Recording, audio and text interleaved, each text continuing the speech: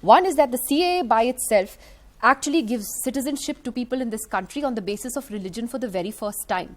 And therefore it excludes an entire religion for the very first time. That is something that many believe goes against our own constitution and our secular principles. But when you combine this, so no one is saying don't give refuge to persecuted minorities from these countries. What people are saying is open your hearts then and give all persecuted people refuge from these countries, including Muslims. That's the first thing. One second. The second is when it is seen in conjunction with the NRC, where senior ministers, including the Home Minister, repeatedly said there is a chronology. Pehle CAA, uske baad nationwide NRC. And later when the Prime Minister spoke, Sidharth, he, said that there is no discussion on it. The Home Ministers also said for now it's not coming. So that is why people are scared. There are people, regardless of their religion today, Sidharth, who do not have birth certificates, who do not have documents to prove where they were born. So this is something that could potentially affect millions of people in this country, irrespective of their religion. It's not a Hindu-Muslim issue, actually. True. You know what I'm saying? So I'm trying to calmly explain to you why people are scared. Now, if just somebody could... seconds. I'm saying, 1 second. If somebody could just go and say, try to dispute these fears calmly to those people who are protesting, rather than paint everybody as urban Naxals and anti-nationals, then I think we'll go somewhere. And Sushant Singh wants to comment on that point. Seconds because then I'll come to Sushant. You made a point, I have to... Yeah. Sure.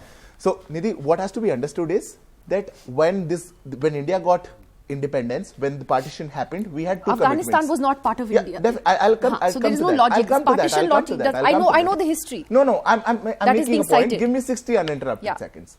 We had two commitments. One commitment was for the minorities who stayed back here. One commitment was for the people who went to the other side. We have fulfilled the commitment to the minorities staying back here. Now, if the government plans to fulfill the commitment to the minorities who went down there, it's no wrong. I will tell you, there was a village called Chatgaon. When the partition happened, you drew a line on the map on ground. That village had 98.5% of Hindus and Bauds. They were the leaders who were struggling for the Indian independence. Suddenly you declare them to be part of an Islamic nation.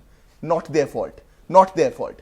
Today, the Hindu population there is below 40%. If they have come down in here and if we give citizenship to them, it's no wrong. When you ask me, when you say give it to everybody, we already give it to everybody. 566 of Muslims even got the citizenship last year. So then why bring a separate law for it? Separate law is because we have to address a section, because those people have been living in this country for a lot of years, even for more than years. I have been here. I met a family who's in India for 40 years. I am 24. That doesn't explain but then why you have a refugee policy. Yes, and everybody is getting into every that. Every country in the world. We are making a law for people who have been specifically I just want to get Sushant Singh in. Persecuted, who have been Singh wants to come in. Sushant, go ahead.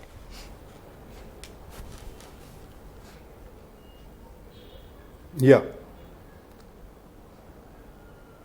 Okay. First of all, we are. I mean, from dissent, we have come to CAA. So first of all, I've read CAA. I've read the Citizenship Act also. There's a big difference between refugees and illegal immigrants. CAA 2019 deals with illegal immigrants, not refugees. So please do not mislead. Secondly, about dissent. I would like to ask, I just heard that, protesters are not respecting the Supreme Court. They're not waiting for the Supreme Court's judgment for the hearing.